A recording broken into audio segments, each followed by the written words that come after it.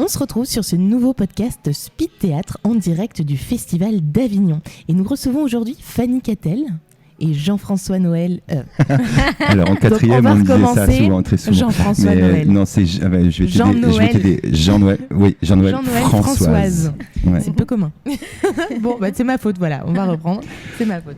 Et je vérifie juste que ce soit. Oui, c'est bien lancé. En plus, on avait un voisin qui s'appelait Jean-François Noël une fois. Quand on habitait. C'est vrai. Bref, c'est drôle. On recevait ses lettres et lui recevait les nôtres. Bon, voilà, ça doit être lui qui est venu dans ma pensée pendant un petit instant. Je reprends du coup.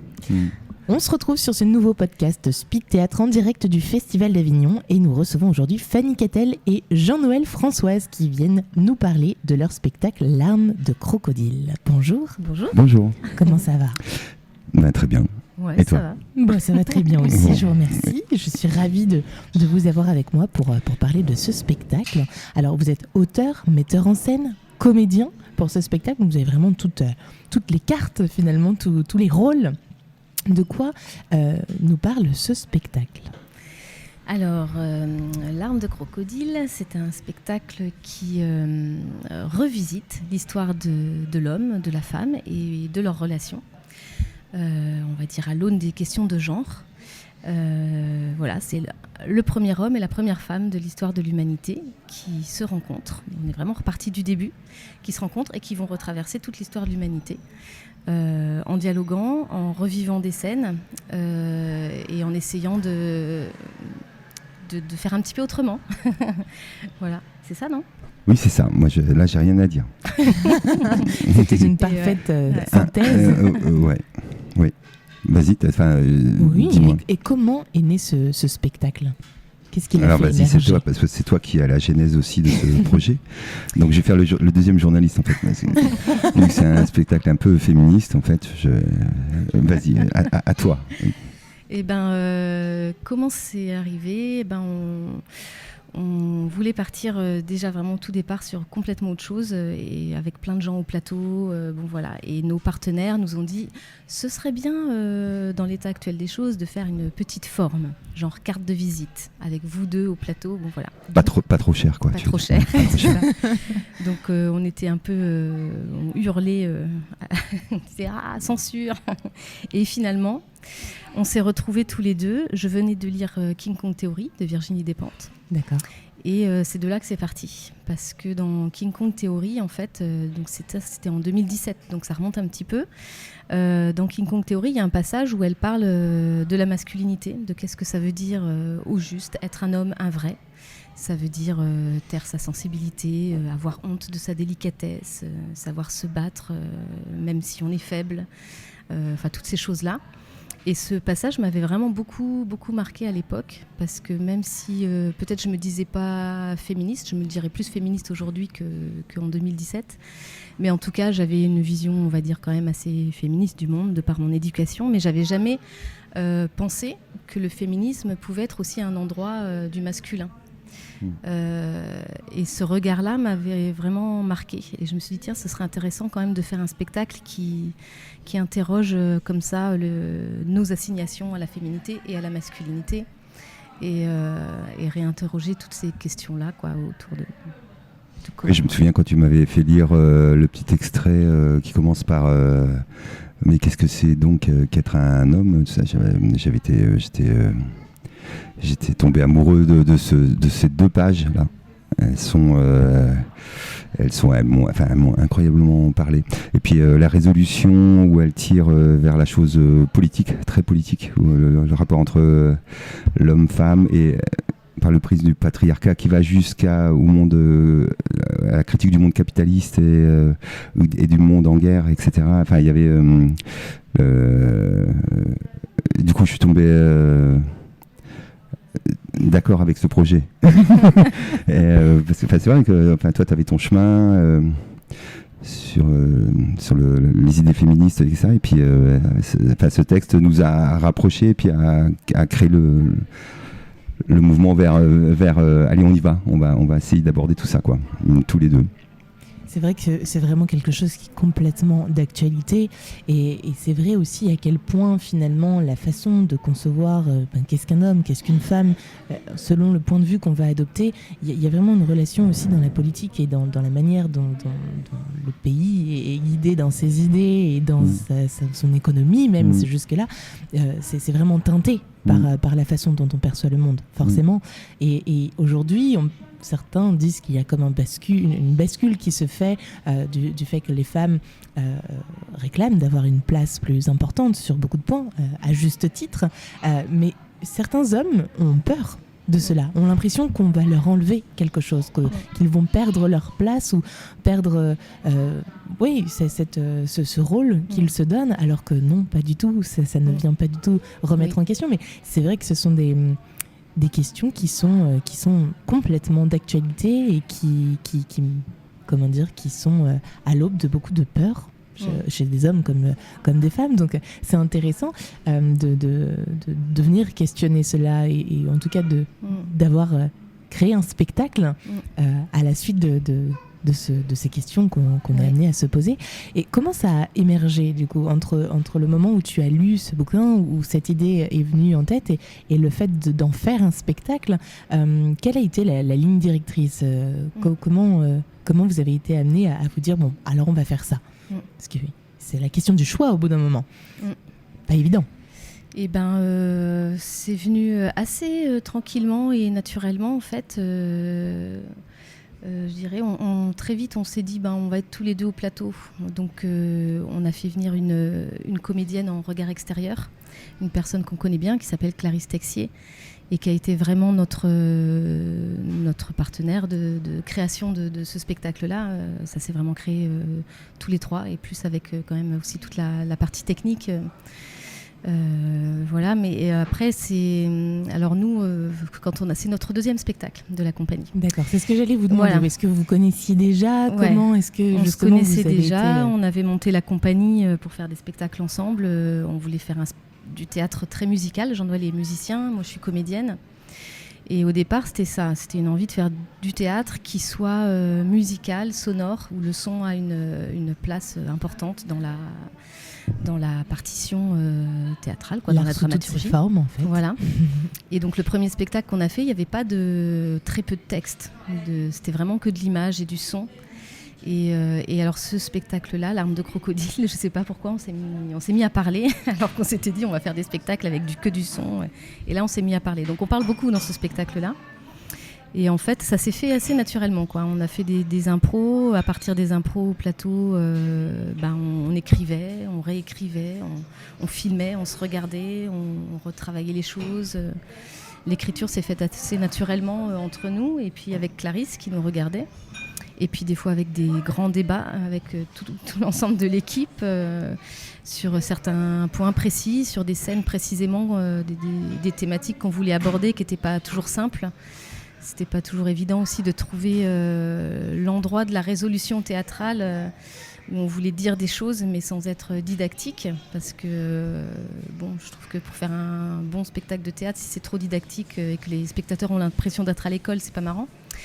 Et donc il y avait quand même cette envie-là de dire des choses, puisque nous, en faisant ce spectacle, on a appris plein de choses, on a lu beaucoup de choses, on a découvert des tas de choses, et c'était incroyable, et on avait envie de partager toutes ces découvertes avec le public, mais c'est pas toujours évident de pouvoir le partager sans être didactique. Donc il y a des choses qu'on a dû abandonner, et puis des choses qui étaient importantes pour nous de placer, et donc on a vraiment beaucoup eu des débats.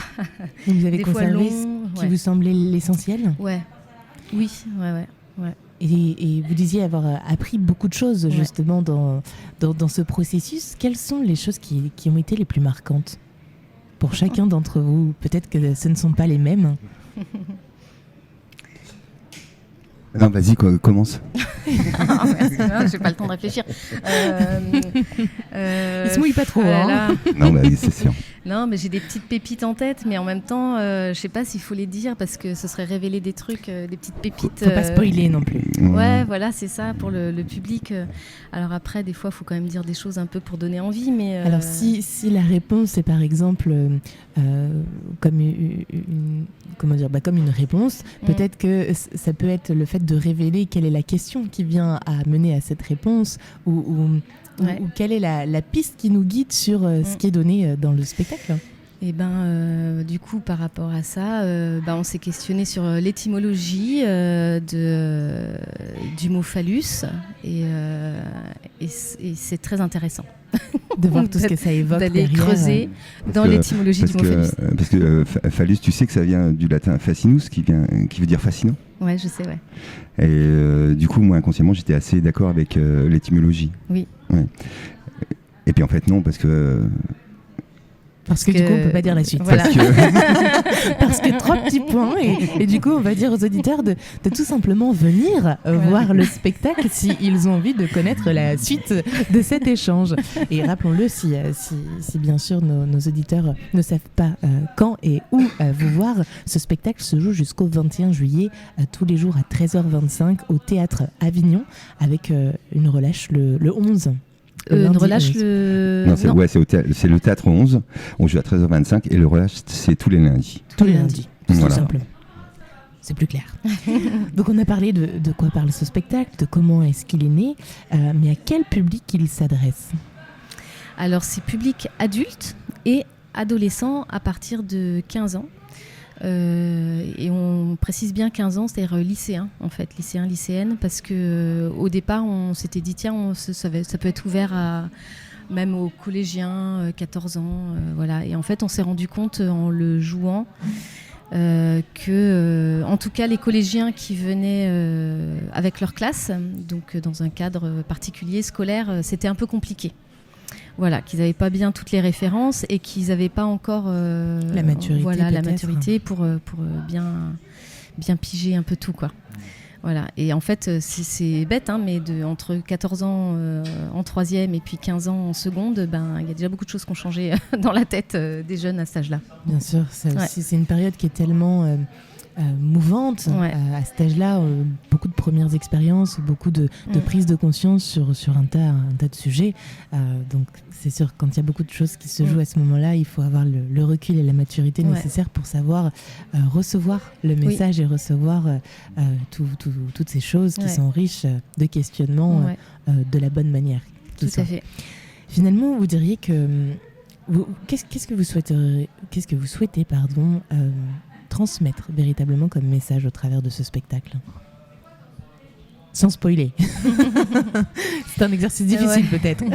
Non, je crois que au départ, je pense que c'est un message d'amour quand même. C'est vrai que c'est un mot qu'on emploie souvent pour parler de ce spectacle. C'est-à-dire que on l'a quand même créé en se disant, depuis le départ, on s'est toujours dit, il ne faut pas que ce soit l'homme contre la femme.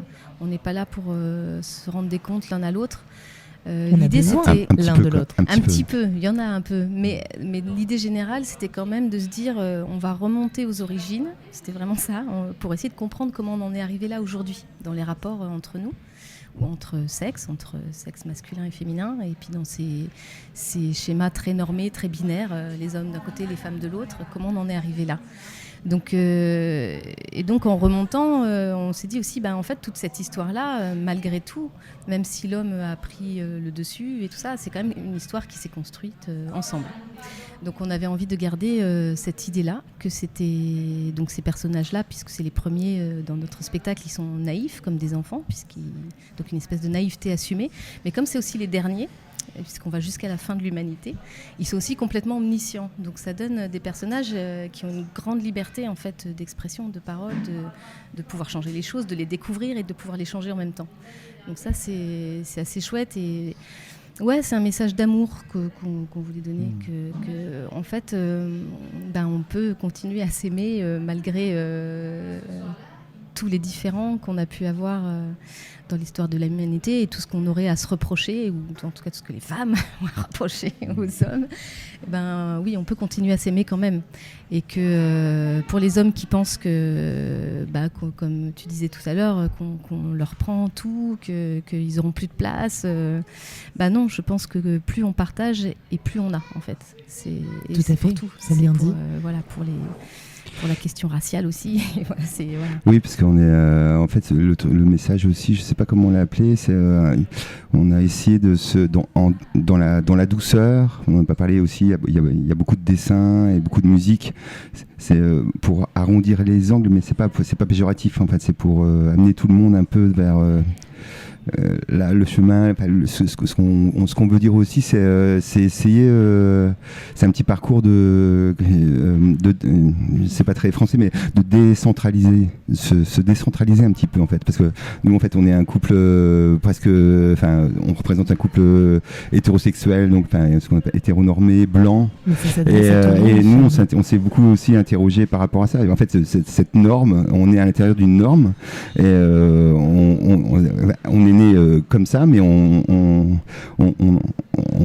dans ce spectacle on interroge aussi cette norme là, quoi. En fait on est dedans, on représente une sorte de couple normé, tout ça, mais en fait c'est une remise en question de la femme dans l'histoire d'humanité, de l'homme dans l'histoire de l'humanité, des déterminismes que nous avons chacun, que l'histoire nous impose beaucoup en fait de choses en fait d'une manière inconsciente, et le fait aussi de représenter un couple hétérosexuel blanc,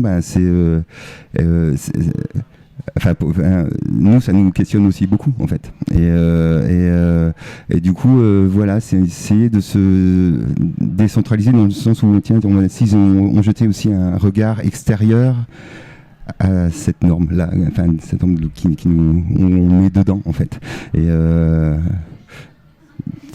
interroger le pouvoir que j'ai moi alors que je ne revendique aucun pouvoir, et interroger la position de Fanny, de la femme, et qu'elle a subi, qu'elle a hérité. Je sais pas comment dire, mais en tout cas de se décentraliser permet, j'ai l'impression, un peu plus d'amour, de partage et de compréhension. Et c'est important pour les gens qui ont ce pouvoir, même inconscient, de s'interroger pourquoi on a en fait ce pouvoir-là. Donc j'ai l'impression que ça interroge aussi ces questions-là. Finalement, ça contre un petit peu cette perception qu'on peut avoir aujourd'hui des hommes contre les femmes, et c'est finalement ensemble, main dans la main, que hommes et femmes, vous vous questionnez sur cette condition et d'hommes et de femmes, en étant tous les deux sur un regard avec une prise de recul.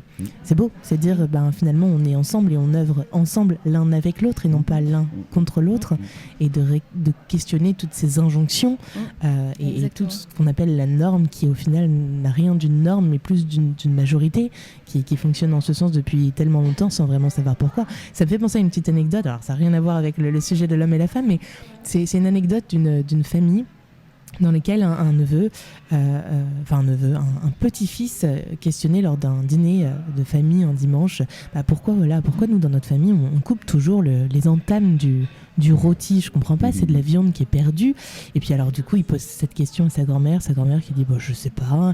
Puis alors il va vraiment au bout de son interrogation jusqu'à trouver la réponse, et à savoir que son arrière-grand-mère à l'époque coupait les entames du rôti parce que à l'époque le four était trop petit pour que le rôti passe en entier dans le four. Et ils ont gardé cette habitude, mais sans savoir pourquoi il faisait ce qu'il faisait.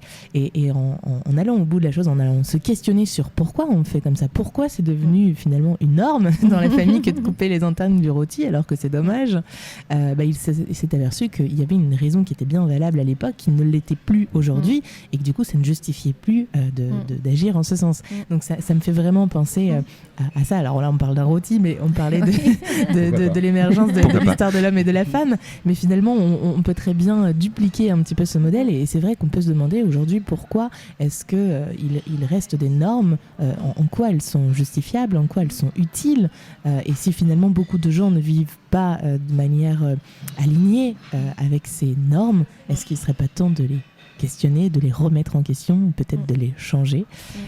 Bon, c'est quand même, encore une fois, quelque chose qui est très... d'actualité, puisque c'est ce qui se passe dans cette société. On se pose beaucoup de questions, il y a beaucoup de choses qui sont amenées à changer, qui ne sont pas toujours bien reçues, qui font peur, parce que l'inconnu fait peur à l'humain, et que beaucoup de personnes ont ce besoin de se raccrocher à ce qu'elles ont toujours connu, au risque de découvrir quelque chose de pire. Oui. Mais c'est un beau message que vous transmettez là. Alors, votre compagnie s'appelle la compagnie Hors d'œuvre. Est-ce que vous voulez en dire quelques mots à ce sujet? Tu peux en dire quelques mots, Jean-Noël? Parce que juste quand on cherchait un nom pour la compagnie, on ne trouvait pas. Donc un jour, on a ouvert le dictionnaire, on a pointé du doigt et puis c'est tombé sur hors d'œuvre. Voilà. C'est drôle. Après, on s'est rendu compte que zut, c'est comme s'il y avait une tentative de jeu de mots hors d'œuvre avec le mot œuvre. Alors pas du tout en fait. C'était le mot hors d'œuvre nous plaisait bien. Bon, voilà, donc il n'y a pas de jeu de mots. Ouais, voilà. Ouais. Bon, et puis une fois que le nom est sorti, on ne pouvait pas revenir en arrière. Donc il faut. C'est comme ça. On s'appelle comme ça et c'est très bien comme ça. Et c'est très bien comme ça. Et autrement, on est basé à Caen, en Normandie, là-haut. Que dire de plus? Voilà, nous sommes des Normands sous le soleil d'Avignon, mais ça va, ça se passe bien pour le moment, tout va bien. Et on a, je sais pas, à quel âge la compagnie 7-8 ans. Quel âge? Oui, un truc comme ça, 2005 on l'a créé, et voilà. Ouais. Et il vous tient à cœur de créer des spectacles ou des projets qui vont dans un sens bien particulier, ou vous vous laissez guider en fonction de... Non, au début, pardon. Non, au début, vu qu'on part pas d'un texte précis, en fait, on voulait... c'est vrai que la politique au sens large, ça nous inspire. On a besoin de ça comme moteur. Et puis, comme autre moteur, on avait trouvé assez simplement partir de sentiments. Donc, notre première création, c'était autour de la peur. Il n'y avait pas de texte. Et puis là, c'était autour des larmes, de la tristesse. Après, c'est un point de départ parce que le spectacle n'est pas spécialement triste. En fait, il est plutôt même assez joyeux. Voilà. Et puis notre prochain spectacle, on voulait parler de la colère, mais il va continuer. Ça s'appelle La part du lion. Et c'est un peu dans la continuité de Larmes de crocodile. Mais du coup, on va interroger. Tu en parleras mieux que moi. Mais après l'homme et la femme, on voudrait interroger ce qu'on appelle maintenant le racisme systémique, mais inconscient. Enfin, voilà, du coup, on est bien de se psychanalyser en fait. Du coup, moi c'était une psychanalyse, travailler avec Fanny sur Larmes de crocodile, sur mon propre, moi masculin. Et là, on va s'interroger nous blancs en fait par rapport à la population racisée d'une autre norme, on l'appelait. Voilà. Donc toujours de ce qui fait qu'on marque la différence, ou qu'aujourd'hui on perçoit la différence dans notre société. Et pourquoi on en est arrivé là. Et toute forme de différence, en fait, homme, femme, personne de couleur, pas de couleur, d'origine ou de culture différente. C'est bien, c'est complètement en actualité, c'est ce dont on a besoin. Et en cette veille de dimanche d'élection, on est vraiment en plein dedans. Ok, merci. Est-ce que vous avez envie de dire un dernier mot ou de passer un message ou d'une manière d'inviter nos auditeurs à venir vous voir pour votre... Non, oui, voilà, c'est un spectacle, oui, c'est très joyeux, on rigole beaucoup, on se remet beaucoup en question, il y a des moments un peu tendus, un peu grinçants, mais il y a beaucoup d'humour, beaucoup de je sais pas comment on dit, on rit de nous-mêmes. D'autodérision. Voilà, d'autodérision. Et on chante, voilà, et le public est invité à chanter aussi. Avec nous à la fin. Super. En tout cas, moi, j'ai bien envie de venir découvrir votre spectacle. Je vous remercie grandement pour ce partage, Fanny, Jean-Noël. Merci. J'invite du coup tous nos auditeurs à venir voir votre spectacle qui est Larmes de crocodile et qui se joue au Théâtre Avignon tous les jours jusqu'au 21 juillet à 13h25, mis à part les lundis. Qui relâche, parce qu'il faut se reposer. Théâtre 11. C'est le Théâtre 11. C'est le Théâtre 11. Théâtre 11 Avignon. Oui, parce qu'il y en a plusieurs. Je sais pas, il s'appelle 11 Avignon. C'est au 11 boulevard Théâtre Raspail. 11 Avignon, à 13h25. Salle 3. Merci à toi. Super, merci Bonne journée à vous. Ciao, également. Et on se retrouve très vite sur les podcasts Speed Théâtre. À bientôt.